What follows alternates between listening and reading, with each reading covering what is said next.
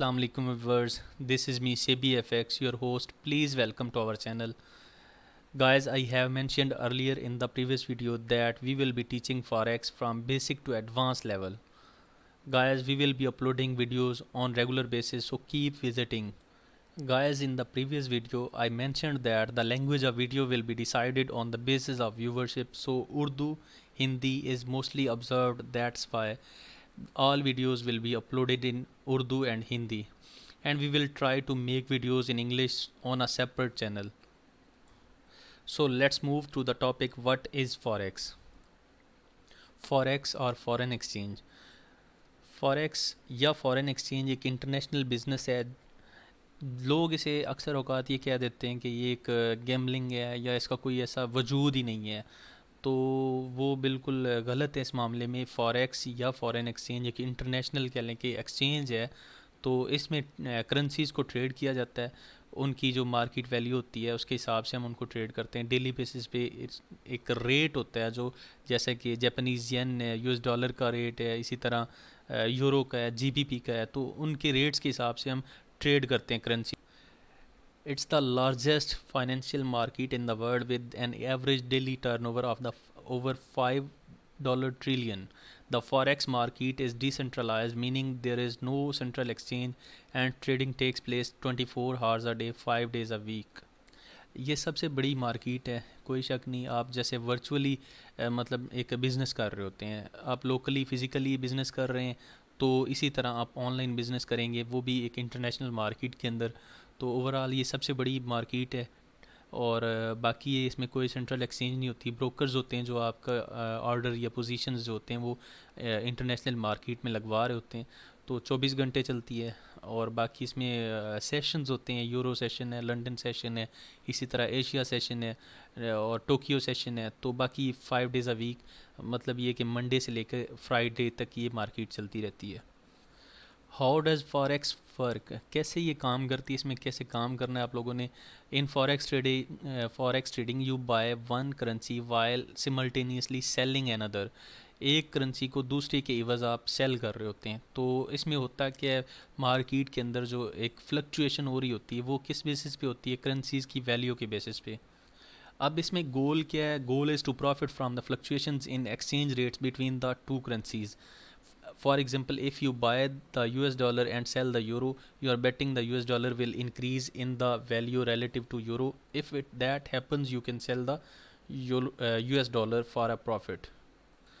Overall हमारा मकसद तो इस मार्केट से प्रॉफिट निकालना होता है. जैसा कि कोई भी एसेट आप अगर फिज़िकली बाय करते हैं तो आप उसको होल्ड करते हैं कि हमें इससे मुनाफा होगा तो हम इसे सेल कर देंगे. सेम इसी तरह आप चीज़ों को देखते हैं कि मतलब अब जिसकी प्राइस बढ़ने वाली है, एक्सपेक्टेड है कि बढ़ जाएगी, किस बेसिस पे बढ़ेगी वो उस पर मुल्की हालात पे डिपेंड करता है. जैसा कि अमेरिका के अंदर अगर कुछ ऐसी फाइनेंशियल क्राइसिस आ रही हैं, जैसा कि वो रेगुलरली इंटरेस्ट रेट्स जो हैं वो बढ़ाते जा रहे हैं, मुसलसल बढ़ा रहे हैं. तो वजह क्या है, वहाँ पे इन्फ्लेशन बहुत ज़्यादा है. जैसे कि पाकिस्तान में, इंडिया में या मुख्तलिफ़ कंट्रीज़ में अब मोस्टली कंट्रीज़ जो हैं वो अपने इंटरेस्ट रेट्स को बढ़ा रहे हैं. कनाडा बढ़ा रहा है, इसी तरह यूएस बढ़ा रहा है, और इंडिया भी इवन बढ़ा रहा है, और पाकिस्तान बढ़ा रहा है. और भी बहुत सारे कंट्रीज़ हैं जो अपना मतलब इंटरेस्ट रेट बढ़ा रहे हैं. वो इस वजह से बढ़ा रहे हैं कि वो उनकी इकॉनमी स्ट्रांग हो जाए. तो इसी तरह जिस भी करेंसी की स्ट्रेंथ में इजाफा होना हो या एक्सपेक्टेड हो कि हो जाएगा, तो या उसकी पॉजिटिव कोई न्यूज़ आ जाए, तो उस बेसिस पे वो करेंसी स्ट्रांग होती. तो हमें पता चल जाता है कि ये स्ट्रांग होने जा रही है दूसरी की वजह, तो हम उसको बाय कर लेते हैं. इसी तरह अगर आपको पता लग जाए कि यूएस डॉलर जो है वो इंक्रीज़ होने वाला है, मतलब उसका रेट जो है इंक्रीज़ होगा, तो आप क्या करेंगे, आप उसको बाय करेंगे. तो सिमल्टेनियसली उसी वक्त आप यूरो को सेल कर रहे होंगे अगर उसका पेयर हो यूरो यूएसडी जैसे कि है. If that happens you can sell the US dollar for a profit. तब आप जाके इसको सेल कर सकते हैं जब इसकी एक हाई वैल्यू चली जाती है. अब बात आती है इंपॉर्टेंट टर्म्स. इसमें कुछ ऐसी टर्म्स हैं जो हमें पता होनी चाहिए जब आप एक नए ट्रेडर के तौर पर स्टार्ट करते हैं, इस वर्चुअल बिजनेस के अंदर आते हैं. तो आपको कुछ टर्म्स का पता होना चाहिए. वो सबसे पहली टर्म है करेंसी पेयर. एक पेयर होता क्या है, उसमें वही बात आ जाती है कि यूरो यूएसडी. यूरो यूएसडी क्या है, ये दो करेंसीज़ का एक कम्बिनेशन है जिसको हम एक पेयर बोलेंगे. ठीक है, इसमें एक कोड करेंसी होती है और दूसरी बेस करेंसी होती है. तो बहरहाल उसमें आपको जाने की ज़रूरत नहीं, सिंपली आप ये याद रखें कि एक पेयर जो है वो करेंसीज़ के कम्बिनेशन से बनता है, और ओवरऑल ये कि करेंसीज़ की एक करेंसी को दूसरे की वजह हम सेल या बाय कर रहे होते हैं। अगर हमें पता चल जाए कि यूरो स्ट्रांग होने जा रहा है तो हम इसको बाय कर लेंगे, अगर हमें पता चलेगा कि यूएसडी स्ट्रांग होने जा रहा है तो हम यूरो यूएसडी को सेल कर लेंगे। तो ये बहरहाल आगे अगले जो मतलब वीडियोज़ होंगी उनमें आपको कम्प्लीटली बताया जाएगा इसका सारा फिनोमेनन। अब बात आती है बिड प्राइस और आस्क प्राइसेस। बिड प्राइसेस वो होती है जिस पे कोई भी बंदा जो है वो ट्रेडर जो है वो सेल करता है करेंसी पेयर को, और आस्क प्राइस वो होती है जहाँ पे जिस प्राइस पे कोई भी ट्रेडर जो है वो किसी भी एसेट को बाय कर रहा होता है। अब बात आती है बिड और आस्क प्राइस, मतलब बाय करने के लिए और प्राइस है और इसी तरह सेल करने के लिए और प्राइस है, बिड और आस्क। वाई इट इज़, तो एक्चुअली इस वजह से होता है कि इसमें कंपनी जो है इसके एवज अपना स्प्रेड चार्ज कर रही होती है। तो स्प्रेड ओवरऑल है क्या? Spread is the difference between bid and ask prices. तो वो जो बिड और आस्क प्राइस, बाय और सेल की पोजीशन के दरमियान का जो डिफरेंस आ रहा है, चाहे वो 10 पिप्स का है, 20 पिप्स का है, या 200 पिप्स का ही क्यों नहीं है, तो वो उस डिफरेंस को हम मेजर करते हैं पिप्स के अंदर। मतलब वो 10 पिप्स का है, 10 पॉइंट्स का है, या 20 पॉइंट्स का है, या इसी तरह क्या लेके आप वो 200 पॉइंट्स का ही क्यों नहीं है, तो वो स्प्रेड है, वो ब्रोकर अपनी कमीशन के तौर पर चार्ज करता है आपको। तो वो हर एक एसेट के लिए, हर कमोडिटी है तो उसके लिए अलग है, चाहे वो कोई करेंसी पेयर है तो उसके लिए अलग है, इसी तरह वो कोई कह लें कि ऑयल वगैरह है तो उस पर अलग है। अब पिप क्या होता है? Pip is the smallest unit of measurement in forex trading. It represents the fourth decimal place in a currency pair's price. For example, if euro USD price move from 1.2500 to 1.2505, that's a 5 pip movement. तो अब वो कहता क्या है कि इसमें जो कह लें कि ये जो मूवमेंट हो रही है 1.250, इसमें जो लास्ट लास्ट ज़ीरो है और ये 5 पे चला गया है, इसमें 1.2500, और इसमें वही बात 1.2505। तो ये जो एंड वाला 5 है, इसका मतलब ये है कि ये डेसिमल में चेंज आया, कितनी चेंज आई? ये 5 पॉइंट्स की। तो 5 पिप्स जो इसने मूव किया, इसको हम 5 पॉइंट्स भी बोल सकते हैं और 5 पिप्स भी बोल सकते हैं। तो ओवरऑल जो प्रॉफिट या लॉस होगा वो पिप्स की शक्ल में हम इसमें काउंट करते हैं, कितना जो प्रॉफिट हुआ है वो हम डायरेक्टली डॉलर्स की शक्ल में भी बता सकते हैं, लेकिन अगर हम उसको ट्रेडिंग की दुनिया में अगर हम कहें तो वो उसको हम पिप्स के तौर पर काउंट करते हैं, पॉइंट्स या पिप्स। तो लेकिन मोस्टली हम इसको पिप्स ही बोलेंगे। अब बात आ जाती है ट्रेडिंग टर्मिनल। इसके लिए हमें क्या मतलब ट्रेड करने के लिए कहाँ पे जाना पड़ेगा? सबसे पहले तो ये कि आपको किसी भी ब्रोकर के साथ अकाउंट बनाना पड़ता है। वो आपकी सवाबदीद है कि आप किस में जाते हैं, आप कौन सा ब्रोकर जो है सेलेक्ट करते हैं। तो एशियन ब्रोकर्स भी हैं, मुख्तलिफ ब्रोकर्स हैं जिनको आप सेलेक्ट कर सकते हैं। बहरहाल हमारे लिए तो मोस्टली ट्रस्टेड जो हैं वो मतलब एक्सनस है, ऑक्टा है, इसके अलावा एक्सट्रीम है। तो जो मतलब काम कर रहे हैं एशिया में, तो एशिया में आप जहाँ भी देखें तो मतलब एक्सनस और ऑक्टा ही मोस्टली यूज़ होता है। ठीक है। तो ओवरऑल देखा जाए तो हमारे पास ये ट्रेडिंग टर्मिनल जो है वो कह लें MT4 है। ठीक है। तो ये MT4 जो ट्रेडिंग टर्मिनल है, इसके अंदर ये जो जैसा कि यूरो USD है, ठीक है, ये एक पेयर है, GBP USD ये एक पेयर है, USD JPY एक पेयर ये है, ठीक है, इसी तरह AUD USD है, ठीक है, USD CAD है। तो ये सारे के सारे ये क्या पेयर्स हैं, इनके नीचे यहाँ पे वैल्यूज़ लिखी होती हैं। यहाँ पे ये जो वैल्यूज़ होती हैं ये स्प्रेड इसका होता है। ठीक है। ये इसकी करंट प्राइस चल रही होती है, एक बाय की एक सेल की। तो आप बाय करेंगे तो ये प्राइस होगी, बिड प्राइस और आस्क प्राइस वाली बात है। तो मोस्टली आप स्प्रेड को देखते हैं, जिसके अंदर स्प्रेड कम हो, जिस ब्रोकर के अंदर स्प्रेड कम हो तो वो अच्छा ब्रोकर होता है।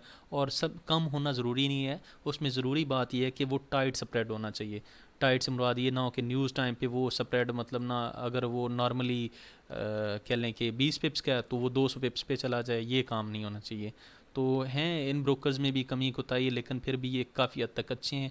एशिया में ये इजीली कह लें कि आपको एक्सेसिबल हैं। तो बाकी ये ग्राफ है इसका, ठीक है, ये ग्राफ है। तो इसमें आप ट्रेड्स को प्लेस करते हैं, कोई भी ट्रेड आपने लगानी है तो वो इसमें प्लेस हो जाएगी। पहले आप उसको एनालाइज करेंगे, ये पेयर किस साइड पे मूव कर रहा है, किस टाइम फ्रेम पे मूव कर रहा है, हावरली है, H1 है, H4 है, इसी तरह M30 है, कौन से टाइम फ्रेम पे मूव कर रहा है, ये आगे हम पूरे अगले लेक्चर्स में इंशाल्लाह डिस्कस करेंगे। अब एक लास्ट जो इम्पोर्टेंट टर्म है टर्मिनोलॉजी में वो है ब्रेक इवन। ब्रेक इवन क्या होता है? ये एक ऐसी स्ट्रेटजी है जो फॉरेक्स ट्रेडिंग में एक फॉरेक्स ट्रेडर को सिक्योर कर देता है कि आप मतलब ना तो लॉस में जाएं ना प्रॉफिट में चले जाएं। और मतलब मुमकिन हद तक ये कि अगर आपका प्रॉफिट होना है तो वो अच्छा खासा हो जाएगा। इन केस अगर आपकी ट्रेड जो है वो रिटर्न होती है तो आपको उसका लॉस नहीं होगा। Break even strategy in forex trading is to move your stop loss order to the price at which your entry level was after the market has moved in your favour by a certain amount. जब आप एक order place करते हैं तो अगर आपकी prediction के हिसाब से वो ऑर्डर उसी साइड पे मूव करता है, मतलब आपने किसी पेयर को बाय किया है, गोल्ड को बाय कर लिया है, ठीक है। तो जब आपने बाय किया, इन केस वो बाय चला जाता है 10 से 20 पिप्स या 30 पिप्स उसने मूव किया है, तो आप अब क्या करेंगे, ब्रेक इवन करेंगे। तो ब्रेक इवन करने के 2 से 3 तरीके हैं, वो इंशाल्लाह हम आपको अगली वीडियोस में बताएंगे। लेकिन ये कि इसका बेसिक तरीका यही होता है कि आप स्टॉप लॉस को एंट्री पे लेके आ जाते हैं। एंट्री लेवल जहाँ पे आपने पोजीशन ली है, जहाँ पे आपने ऑर्डर लगाया है, वहीं पे आप अपना स्टॉप लॉस पुट कर देते हैं। तो इससे अगर प्राइस सर्टेनली मूव नहीं करती, रिस्पेक्टिवली आपकी जो डायरेक्शन है बाय या सेल की उसमें नहीं जाती, तो आपका ऑर्डर जो है वो लॉस में नहीं जाता, डायरेक्टली वो क्लोज हो जाता है आपकी ओपनिंग पोजीशन पे। तो ना तो आप लॉस में जाते हैं ना फिर प्रॉफिट होता है। तो इन केस अगर वो मतलब आपके प्रॉफिट में जा रहा है तो आप उसको ट्रेलिंग स्टॉप से अच्छा खासा प्रॉफिट उससे अर्न कर सकते हैं। This allows you to lock your initial investment and reduce your risk on the trade. If the market moves against you and your position will be closed at break even, you will be have avoided a loss. If the market continues to move in your favor, you can continue to trail your stop loss order to look in profits. तो बात वही आ गई कि आप अपना जो profit है उसको लॉक कर सकते हैं कि आप ना तो प्रॉफिट में जाएंगे ना फिर लॉस में जाएंगे। इन केस अगर वो वापस रिटर्न हो के आपकी पोजीशन को हिट करता है, आपकी एंट्री पोजीशन पे आ जाता है, तो वो आपकी ट्रेड क्लोज हो जाएगी। इन केस अगर वो चलता रहता है आपकी फेवर में, तो आप उसको ट्रेलिंग स्टॉप लगा के आप आसानी से ऑर्डर जो है आपका सिक्योर कर सकते हैं। अब आ जाती बात मोस्ट इम्पॉर्टेंट कि why people lose their funds in forex. ये सबसे ज़रूरी बात है। क्यों लूज़ कर देते हैं कि वो मतलब उनको ना तो प्रॉपर नॉलेज होता है, एक्सपीरियंस नहीं होता। सबसे पहले वो जंप करते हैं कुछ सीखे बगैर ही।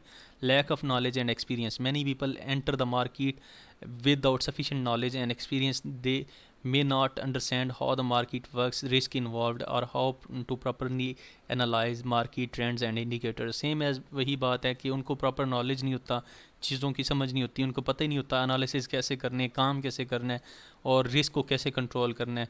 तो इस तरह वो अपना फ़ंड जो है वो उसको लूज़ कर देते हैं। अब बात आती है इमोशनल ट्रेडिंग की। तो इमोशनल ट्रेडिंग जो है ये बड़ा एक एस्पेक्ट रखती है इसमें फॉरेक्स ट्रेडिंग में। Forex trading can be a heavily emotional experience, and many traders let their emotions get in the way of making rational decisions. They may become too attached to a trade, leading them to hold on to losing positions for too long or exit profitable trades too early. ये सबसे सबसे बड़ी जो psyche है ना, सबसे मैं कहता हूँ कि इम्पोर्टेंट तीन जो फिगर है इस पूरी वीडियो का लुबे लुब आप कह लें कि वो यही है कि इमोशनल ट्रेडिंग जो है ना, ये सबसे ज़रूरी है। जिस बंदे ने अपने इमोशंस पे कंट्रोल कर लिया, मैं कहता हूँ कि उससे अच्छा ट्रेडर है ही कोई नहीं। क्यों? क्योंकि एक बंदा जो लॉसेस को कंट्रोल कर सकता है, क्यों नहीं वो अपने प्रॉफिट्स को कंट्रोल करता? सबसे पहली बात तो ये कि ऐसी कोई ट्रेड ले ही ना जिसकी आपको एक्यूरेसी का पता नहीं है, आपको उसकी परफेक्शन का पता नहीं है कि ये वाकई आपकी डायरेक्शन में जाएगी। हाँ, अगर आप स्कल्पिंग में कर रहे हैं तो फिर तो चलो ठीक है, फिर लेकिन ये कि स्कल्पिंग में कर रहे हैं तो आप शॉर्ट टर्म एसएल है वो यूज़ करें। मतलब स्टॉप लॉस आपका इतना ही हो कि जिससे आप मतलब ना थोड़े से फंड लूज करो। स्कल्पिंग का मतलब यही होता है कि आप थोड़ा सा प्रॉफिट बुक करेंगे, थोड़ा सा लॉस करवाएंगे। इन केस आप अगर पोजिशनल बनना चाहते हैं, इंट्राडे ट्रेडर बनना चाहते हैं, आप अपना सबसे पहले एनालिसिस परफेक्ट करें। सिर्फ एक ट्रेड ले लें पूरे दिन के अंदर, लेकिन हो परफेक्ट।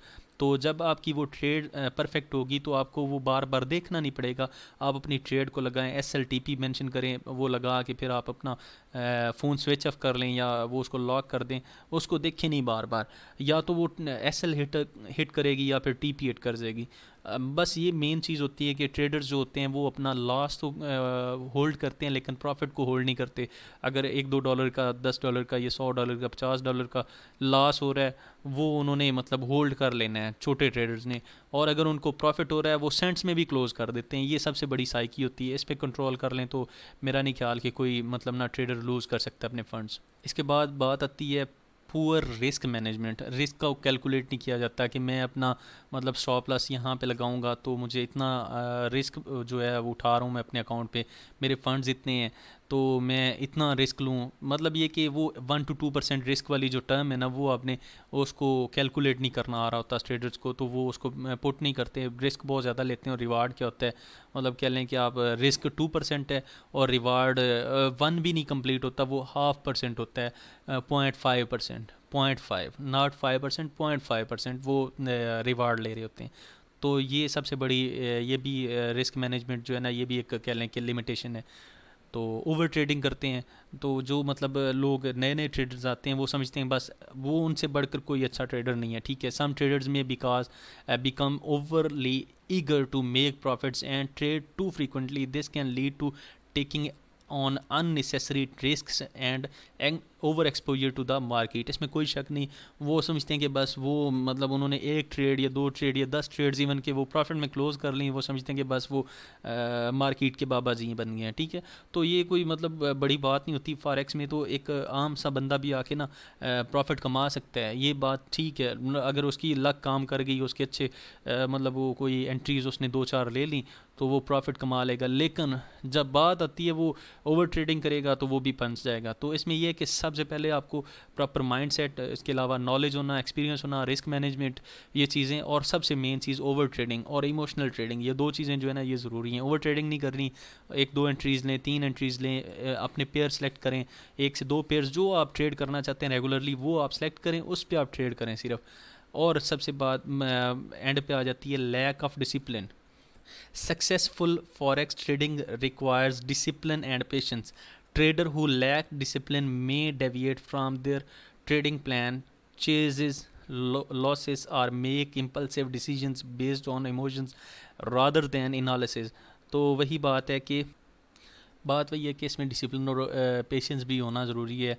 आप बिल्कुल डिसिप्लिनड हो, आपने ट्रेडिंग जो है ना वो एग्जिट नहीं करनी पहले, और प्रॉफिट जल्दी बुक नहीं करना, ठीक है। उसके अलावा आपके अंदर पेशेंस होना चाहिए, और ये लॉसेस की तरफ ये चीज़ लेके जाती है। इमोशंस को मतलब मार्केट है इमोशंस के साथ खेलती, जो बंदा इमोशनली स्ट्रांग है, पेशेंस रखता है, वो बंदा इसमें कामयाब है।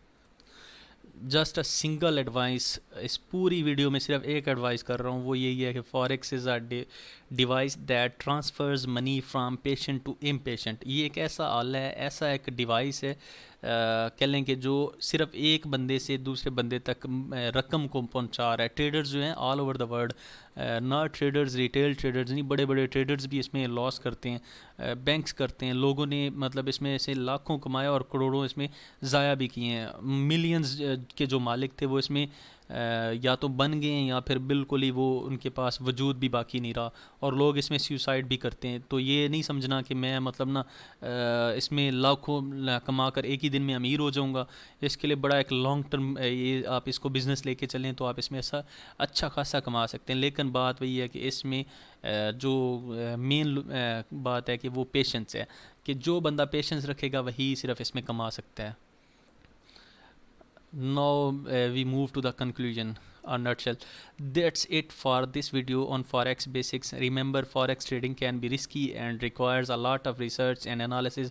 Always make sure to do your due diligence before making any trade. Thanks for watching. तो बात वही है कि भैया इसमें आपने सबसे पहले रिस्क को कैलकुलेट करना है और बहुत सारा एनालिसिस करके फिर जाके कोई एंट्री लें।